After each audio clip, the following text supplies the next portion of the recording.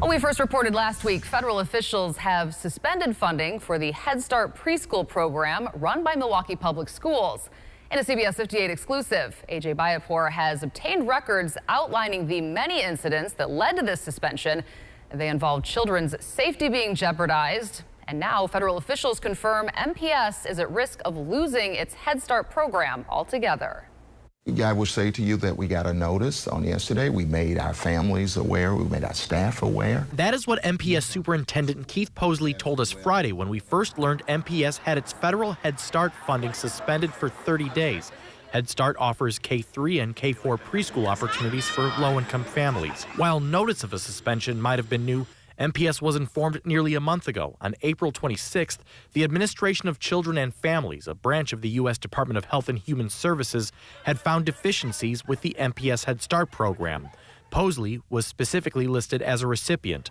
According to records CBS 58 has obtained, the problems date back to June of 2022.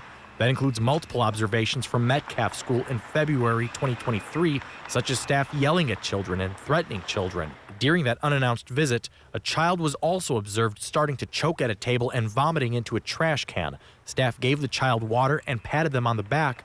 There was no cleanup or additional attention. We got a notice of infractions that we are working with. We have a plan in place. We are working with that plan, and we are going to continue to work with that plan, and we will be successful with that plan. MPS has had plenty of time to work on that plan. After noting safety-related incidents in January, March, and July of 2023, officials said the district, quote, has not remedied the issues and has not implemented procedures to address their recurrence. More recently, there was a November incident at Grant Gordon Learning Center. A substitute paraprofessional told a child to finish their lunch. 5 seconds after the statement, the substitute smacked a juice box out of the child's mouth and threw away their lunch. That same substitute grabbed the child by the wrist, pulled them to stand in line, and yelled at the child. Turns out it was that substitute's first day on the job, and while that person ended up being terminated, an MPS official confirmed substitutes did not receive specific training on early childhood work. Also in November, a bus driver dropped off 2 Head Start kids at Barack Obama School. The children were dropped off at a different location than usual, and there was no authorized adult to receive the children. One child walked toward the playground, the other child left the premises and was found 1 block away.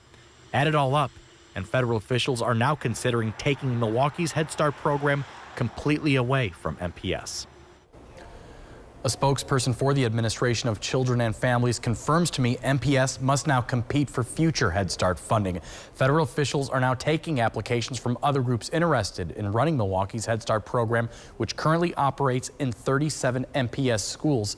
They expect to make a final decision on future funding by the end of this month.